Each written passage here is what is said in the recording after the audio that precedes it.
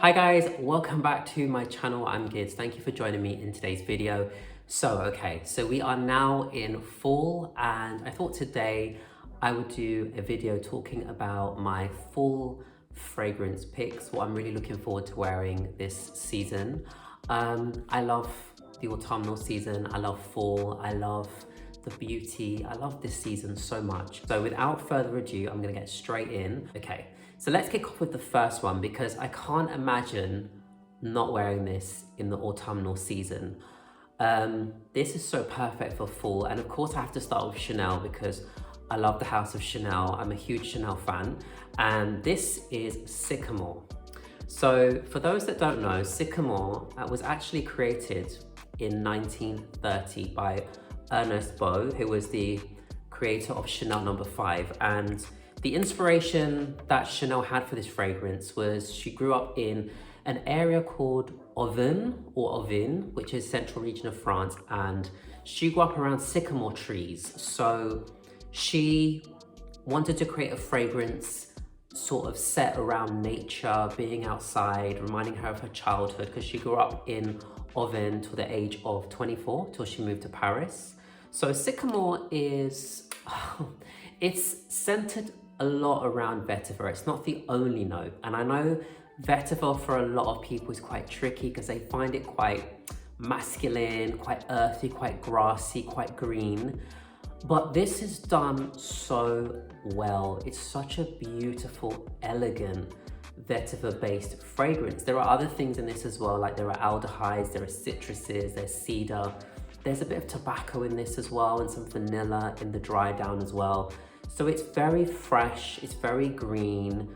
Of course it's very grassy because vetiver is literally a plant which is quite grassy looking, and that's essentially, vetiver doesn't just smell like grass, it smells of a lot of things. You know, it smells quite green and fresh. Some people say it smells a bit citrusy, a bit sweet, but it has a very fresh quality. Just think of being outside and smelling the freshness of nature. It's very calming. Vetiver is known for having very calming properties. It's very grounding. It's got medicinal properties, and that's probably why I will even wear this to bed sometimes, because it's such a calming, lovely scent. And especially now that we are in the fall season, this is one that I'm going to be wearing a lot. So this is Sycamore from Chanel. The next one is an absolute classic. I have loved this for years. Now, this is Terre de Hermes. This is the EDT. I've spoken about this a few times on my channel before. As you can see, it's well loved because I have such a tiny amount remaining. I will, of course, repurchase a new bottle soon. However, this is a... how would I describe this?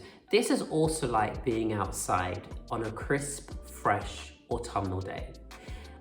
It opens very fresh. You've got grapefruit, you've got orange, you've also got some nice spices in it, which gives it a sort of like a very fresh punch. People describe this as smelling quite mineral, which I would agree with. I think I'll just spray some on my hand.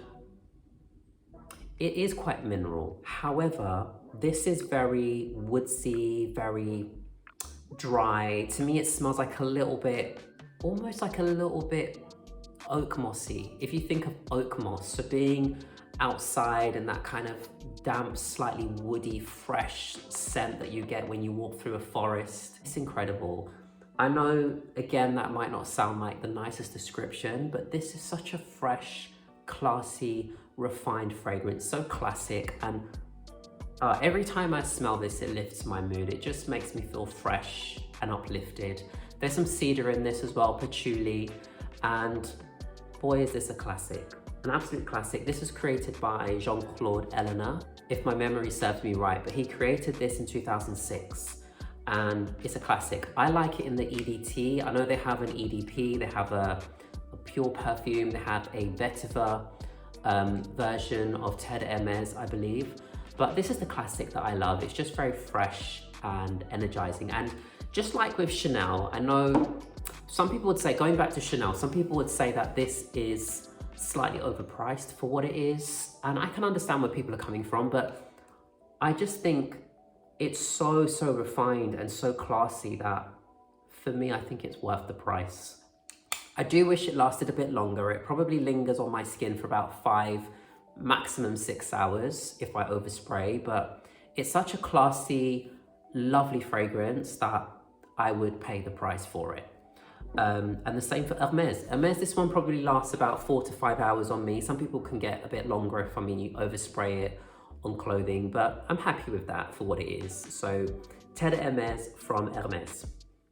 Let's talk about this one from Diptyque. Now, I haven't heard much people speak about Diptyque fragrances because I guess not everybody knows about Diptyque, but Diptyque is a beauty subscription service.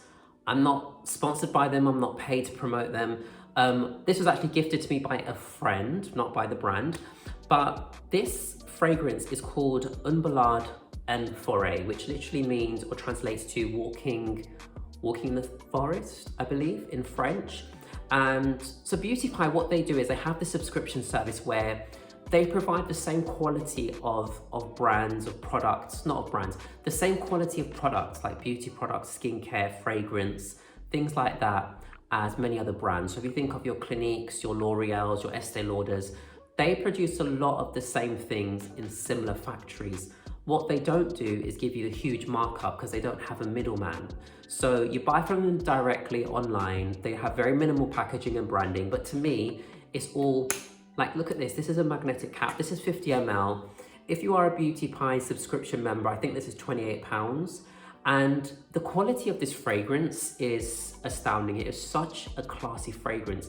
This literally smells like walking through a forest. Similar in the way, it reminds me a lot of Terre de Hermes, but this is a bit darker, it's a bit spicier. It's got like a tobacco resinous scent to the fragrance. I can't remember all of the notes in this. I know that there is Fir Balsam, which is like a pine tree. If you think of Christmas trees, they're also known as Fir Balsam. So it's got a very piney, green, fresh undertone to it. This is very woody, it's very warm. It's dry as well. It's a little bit earthy, but it's so gorgeous. It's also musky as well. If you have heard of, from Celine, there's a fragrance I really like called Reptile. And Reptile smells very clean, musky, warm. It's a very sensual fragrance. This smells very similar in my humble opinion, but this just has a bit of more of a tobacco undertone to the fragrance. They haven't listed tobacco in the note breakdown. However, I get something which smells a bit sort of tobacco-y to my nose. It's lovely. It really, really is lovely. So this is Un Balade en Forêt from Diptyque. The next fragrance is from Serge Lutens. This is called Santal Majuscule. Now, look at the dent, just like Terre de Hermes. I'm gonna have to get a new one soon, but you know, I'll use it up until the last spray. But Santal Majuscule is exactly like the name suggests. It's centered around sandalwood. It's also got some cacao, some rose, some jasmine, and some honey, and there's amber in this as well. I love this fragrance. I love this fragrance. Again, it's another one which I find very, very calming, very soothing. I think sandalwood is one of the notes which for me really calms me down. It's similar to vetiver, which vetiver is lovely and it's got lots of medicinal, calming, grounding qualities. I think the same for sandalwood. A lot of people like warm, creamy sandalwood as a scent because there's something about it. I think it's that thing of nature and how it can be quite calming and grounding. But this is just gorgeous. It just feels like it envelops you in this warm, sort of cocooning essence. It's not too sweet. It's quite warm. It's got the rosy undertone, but it's not too rosy. I mean, people say it's the closest thing that Serge Lutens has done to a gourmand, which I would agree, because when I smell this, it's sort of, I just want to taste it in a weird way, but it's not a super sweet fragrance. There's just something very inviting and cozy about it. So I'm definitely going to be wearing this a lot in the autumnal season as well.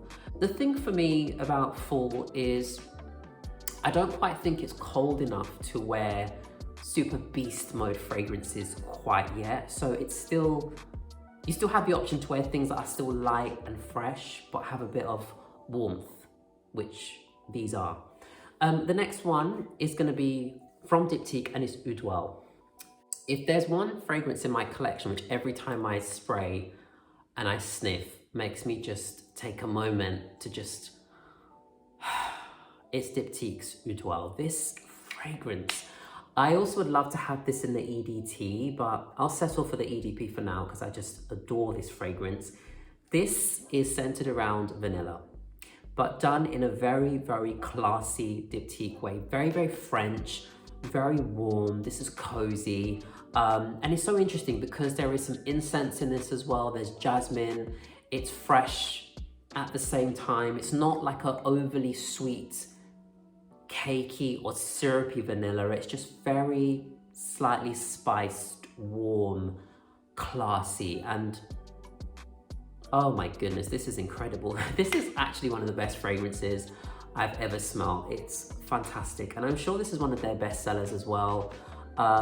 So classy, so elegant. I am going to really enjoy putting a huge dent in this autumn because I love it. I love it. And this is a great one for fall because it's cozy, it's warm, it's slightly sweet and fresh, but it's got depth. And people complain about the longevity of Diptyque. However, Diptyque's fragrances, it depends on which concentration you get as well. This is the EDP. So this will last longer than the EDT, even though I do love the way the EDT smells. It's just more everyday, I would say. This is a bit more, it is a bit more formal and a little bit more special occasion, I would say. However, I'm still gonna wear it because every day is a special occasion.